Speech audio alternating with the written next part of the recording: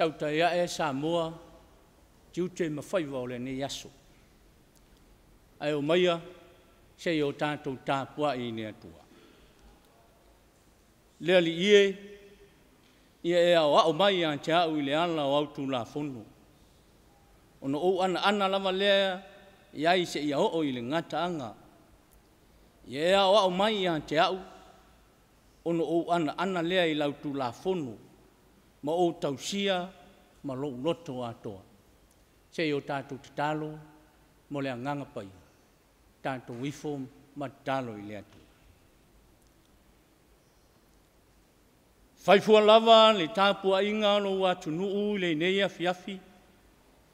Pe au noa ma le whaatasi mai o lau fio. Mea lea ua mātou pulu naunau ina ai o e tamā e ala i lo lava mana. Se ia fio mai, se ia taitulu ina lo mātou vai ma lo mātou le ato toa. Ina i o mātou whai ai le nei Tapuaiga i le awa ma le mingau. Whai uai mea uma i le wha silisili ina o lo lava vi inga. Ono Yesu o mātou te talo ai nei. Amene.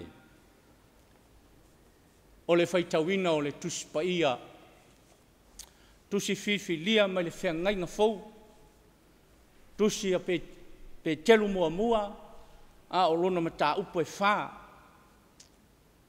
Whai upo mua se ia whangata mai le whai upo e sifuru maltasi. O te whaitawina na o ni whai upu. Whaafonga maia, ia whionga pa ia o lo tātou atua. Ua lata mai le ngata anga o mea umalawa. O le nā, ia whaauta ai. Ma ia mataala o tou ma le tatalu. Ia mua i mea uma o na maua e o tou o le alofa nau o le tasi. Wa o le alofa e ufi ai anga sala e teli. Ia o tou talia malanga o tou male mui. Ia taitoa tasi ma au na o le tasi lea lava mea. Pei o na maua e ia o le mea alofa. Pei o na au na e pule lei a le alofa tu noa winga ese o le atua.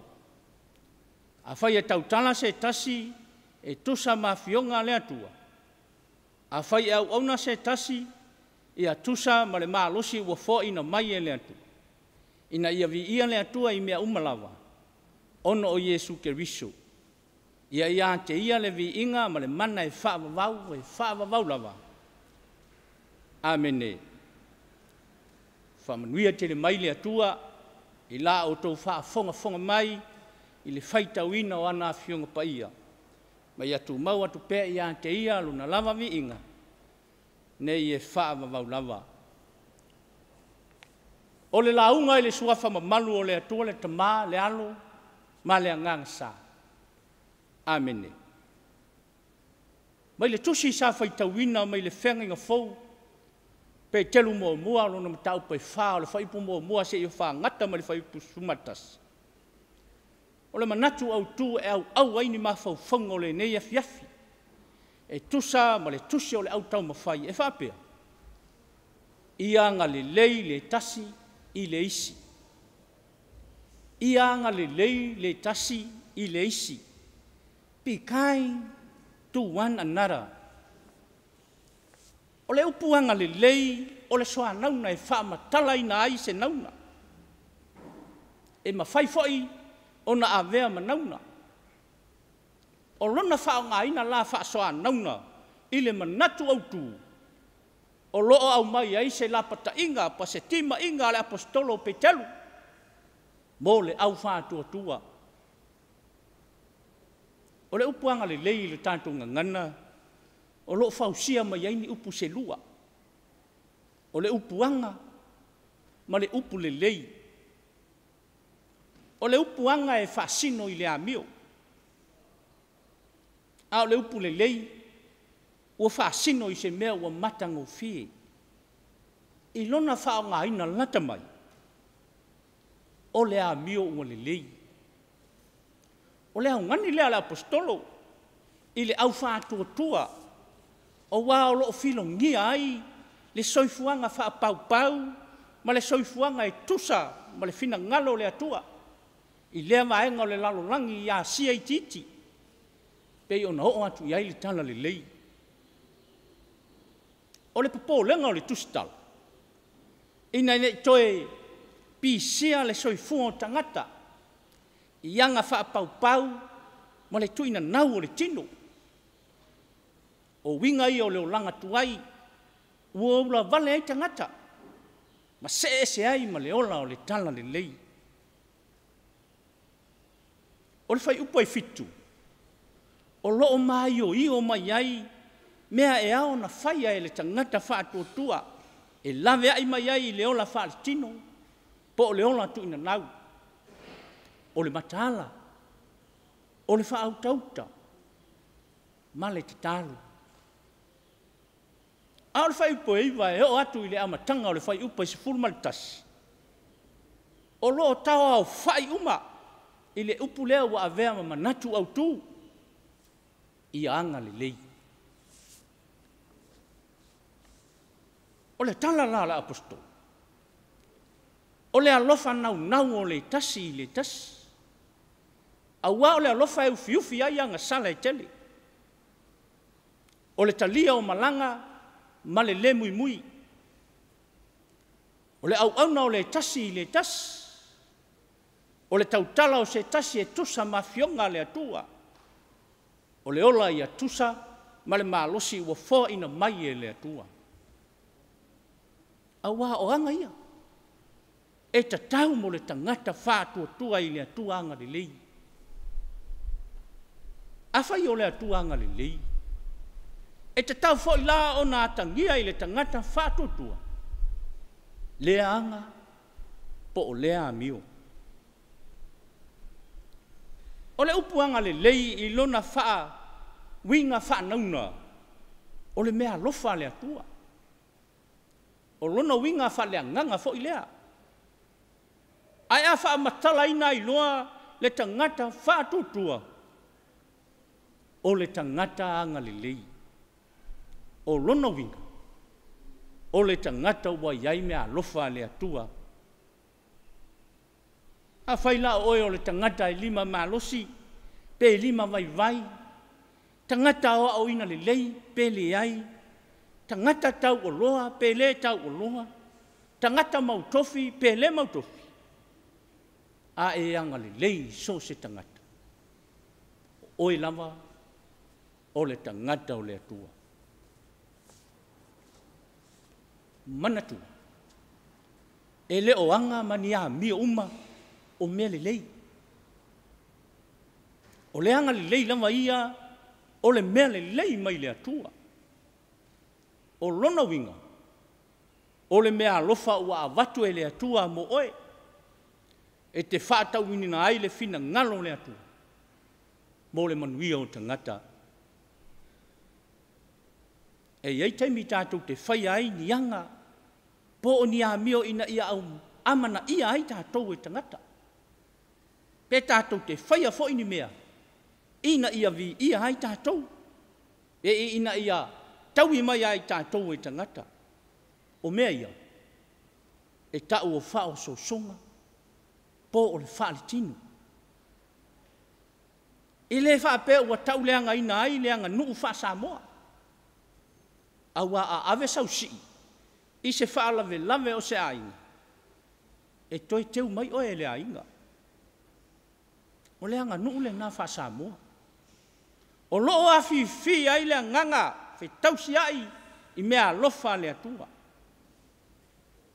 Ai a ave loa sau si, a e te manatu e mau ai sau mea whasi. O lono winga, ua e ola i leo langa whaari tinu. A e fo i mai lau si, a e to mumu i le leanga o le te wina oi. O le nā ua e whaari tinu. E le i whaia i souanga le lei. A e o le ola, mata pea. O le anga le lei lama ia e tusa o le mea lofa le atua. Ina ia ola manuia le tangata. So sau mea lava e whai, po sauanga, po sawa mio ina ia ola manuia se tas. Ai au noa malu manao i se tau. O le mea moni. O le naua e whaia le fina ngalo o le atua. O le maliu ai o lo tātou walii. Na ia whaia ma le mauti noa. Ia isana mea i maua mai a i tātou. Ai o leo foina o lona soifua mo oe mau ma le lalolangi. O le whaalinga le nā. O le anga le lei o le atua i le pale alii o ana fofuanga. Ai o le ase tā mea i maua i lo tāanga le lei i le isi uso atangata. O le ola e whaavau. O le ola e te maua nei. Ma e maua pea e o i le whaavau. O le ala ua iai le whaamaliaina. Ua iai le file mu. Ma le whaamoe ola. A toa ai ma le mautino. Ua tā tali atu i le anga le lei o le atua. A tangi ai so tā whatauwa. I lona anga le lei. O le nei. Le whana ue a le atua. Ia tātou wanga le lei, le tasi, i le isi. Amene. O le a tātou pese atu i le atua i luna vi inga e se lau iwa sifuru ma leona.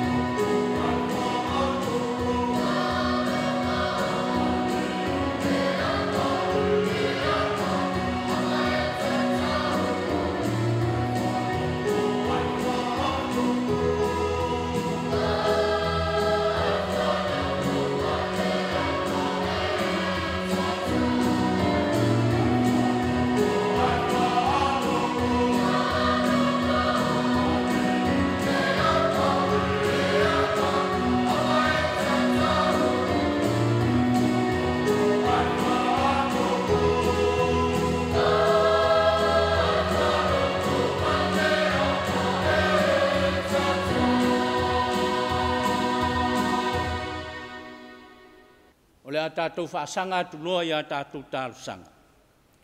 O le tatalo, o le whaafitai, o le whaatoi senga, ma mole atu nisi o tātou manao i le atu. Tātou ifo, ma te talo i le atu. Le atua silisili e se, lo mātou tamae whaavavau. Le atua o Samoa, le atua o tangata uma. Le atua mai le vavau e o atu i le whaavavau.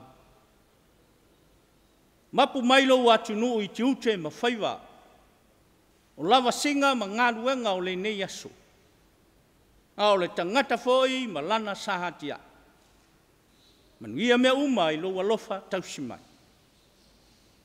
E ui foi ina whea ngai nisi o ainga ma whaanoa noanga ono o ti ngā. O whaingata ma pōpua ngā o le ola nei. Ai mātou te tali tonu lava. O loo manuia le loa loa o Samoa i lau tau singa alofa. Ma lo pule, whawhitai tau simai. Whawhitai tamā, ono lo tamā o ainga ua e whaasoa mai lo mātou bula. Ai meise o tā leni ma ngā waa ua e whao ngā ina ai i mātou. Whawhitai lo mātou malosi ua e whao ngā ina. E whaatino ai o mātou tiute ma whaiva. Whawhitaina i o mātou ainga e tā ape ma salalau i atu nui whafo. Ono le anga le lei mai. Wā le ati na e ina o lou atu nuu ma nai o mātou ainga i Samone. Whawhitai mo au a fionga pa ia. Whaatonu tonu wholau ai le mātou savalinga whaleanga. Le mātou whawhitai sili. Ono Yesu Keriso le tongi ola na e saunia mo i mātou le whanau ng sala. Tu mau atu ia i lau o fio le vi inga o le whaamanu ma le whaafitai. Nei e whaavavau lava. Mātou whaatu ese ma whaamau lalo i lau fio. Mātou tau tino lo mātou se maanga sala pea. Iai lava se tasio i mātou e tonu ma ato toa. Tofu lava le tangata mo na aleu mo na whale tonu. Wanga sala pea i mātou i le manatu whaasau sili. Mawe ono mātou wha ngalo lo walofa tu. Mo whai lava lo mātou poto ma lo mātou i loa. Le ai lava so mātou fe sili atu i lau fio. Mātou wha ato ese ta mā. Ono le lea ato toa pea ono wha atino lo mātou tautua i lau fio. Wa mātou whaatino i so mātou le lei. Mo le ai se vi inga o lau fio. Mātou whaatu ese. Whaama ngalo mai Samoa. Mai lava i ona taitai se ia o lava i na ia mātou whanau. E tele pea mātou anga sala o se sema leu. A le mātou whaato i senga tama. Wha pale pale mai a lau fio. Whaama ma whaama ngalo i mātou. I le toto pa ia o lo mātou ali whaola na whaama lingi ina ia ma ngalo ai i mātou. A o mai pea lo lava nganga. Ina i o mātou i loa na sawa wali e tusa ma lo lava fina ngalo pai. Lea tua tali mana oi. Se sila alofa mai ai le Tapuaiga lo atu nuu i le nei Afiafi. Whamanuia mai a Samoa atoa ma iona taitai se ia o iona tangata laute. Whamanuia fo i a Samoa o ta ape masala lau i atu nui whafu. Ma sailinga manuia o nai o mātou ai. Whamanuia i lau tuspaia na mātou whaitau ina. I tāpa sāina i pēa lo mātou wola whātotu. Whamanuia mai lo mātou Tofi o le lau ile ele ma le sami. Ia e sanga whaata mao ainga pea wale tau singa o i mātou. Ma nai o mātou ainga. Tau si mai lau o fio i le nei pō. Pe a maro lo ma tofa whalo nu. Ina i o mātou maua se asu fau. A tae au i lo alofa ma lo lava angalele. Ai o fia mo mia lau fisoso ani i le nei Afiafi. Angalele o e tama. Wha mai se ma wha mawhana whana lau o fio. I e o lonto whanono. O mātou te talo ia, o mātou o fo ina atu whaatasi ma te talo lilu. Whai a pealo fina ngalo pa ia, ai aua ma so mātou manao. Ono Yesu a mātou te talo atua ini. A ole manuia, ma le file mua oe le atua le ntamau. Le alofa sisiri ese o Yesu ke viso le li ima le faola. Ma le mafutanga le mo tusia, ma lo lava ngang pa ia e tu mau ilunga o Samoa atua. Whapea lau whanau whātua tuai le lalo langi au au. Nei e whaavavau lava. Amene.